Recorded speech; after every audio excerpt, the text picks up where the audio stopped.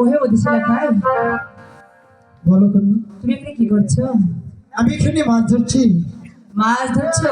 হ্যাঁ ওহে ওদিশে লেখায় বলো। তবে বর্ষি সরে পূর্ণ ঘাটে ফেলাও। হ্যাঁ আমি এখানে মাছ ধরবো। মাছ ধরে হ্যাঁ। আমার শরীরকে নিয়ে আমি এখানে চান করব। তুমি অন্য ঘাটে গিয়ে চান করো।